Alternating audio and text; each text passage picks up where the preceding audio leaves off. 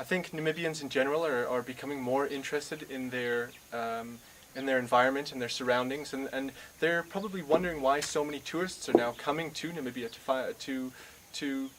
to visit. And I think that really they're becoming interested, so they want to know more about what's going on. And when people come here, that gives us the opportunity to really teach them as much as we can. As in some small communities and things, they just aren't getting the opportunity to learn about their environment and the wildlife that we have here, and it's really unfortunate. They've got such a beautiful country, so by even being able to do something as simple as teach someone that cheetahs are not a dangerous animal, they're not going to try and kill them in the wild, they're very different from leopards, they are their own species, and they can survive alongside them and keep this species for future generations. I think people really respond to that well, and they see that people are coming from all over the world, from various different parts, to help them, to help the Namibians, and to help make sure that Namibia stays a really exemplary country for conservation. It's really fantastic, the work that's being done here, and I think by showing the local people how much we're working for it, I think that inspires them to come and work for it as well.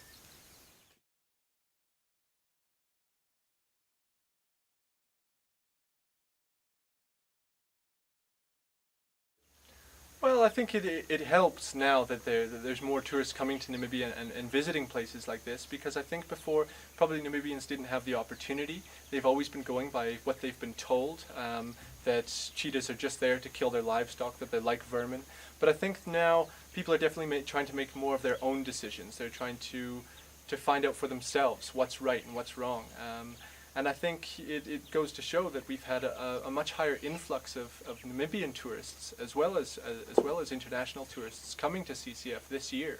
And I think really that proves that people are interested in knowing what's going on in their own backyard. And I think this is the biggest chance for us to educate people and really show them, look, this is the work we're doing, and we're trying to help you as a people. So that definitely gets that people's interest peaked and helps our cause more than anything, really.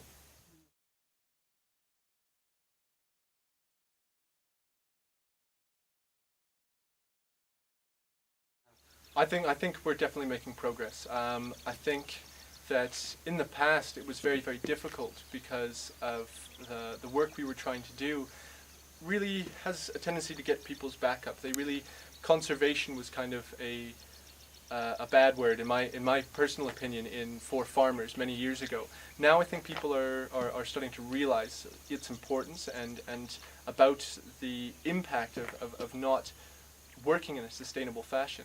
I think the farmers nowadays are becoming much more interested, but we still have to work very hard to show them that what we're doing is not just for our own personal gain. It's trying to help them as much as possible as well.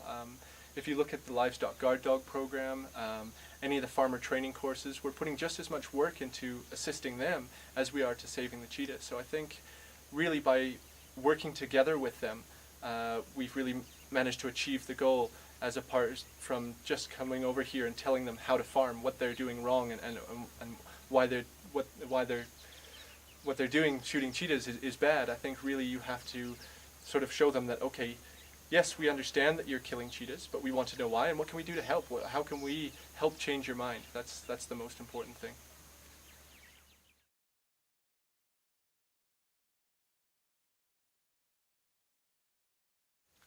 Well, it's always a possibility, you know. It's a terrifying thing. I mean, if I ever have kids in the future, I want them to know what a cheetah is, and I want them to be able to see this animal in the wild, not just in books or in a zoo.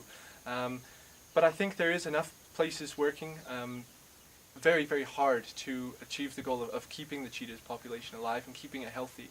So I think as long as there's an interest behind the animal and people are working as hard as they can for conservation, there's people like myself and all the other staff members and volunteers and everybody that we have here coming out to work, then I definitely think there's hope.